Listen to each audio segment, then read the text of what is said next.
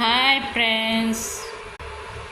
డబ్బు పోతే మనిషి బాగుంటే మళ్ళీ సంపాదించుకుంటాం. అదే తోడబుట్టిన వాళ్ళు పోతే ఎప్పటికీ సంపాదించుకోలేం.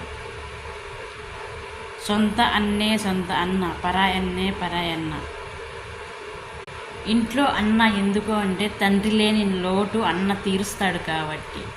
ప్రతి ఒక్క దానికి అన్న తోడుంటాడు తండ్రిలాగా. ధైర్యం ఉంటుంది తండ్రిలాగా. అన్న లేని లోటు ఎలా ఉంటుందంటే చప్పడిగా ఉంటుంది.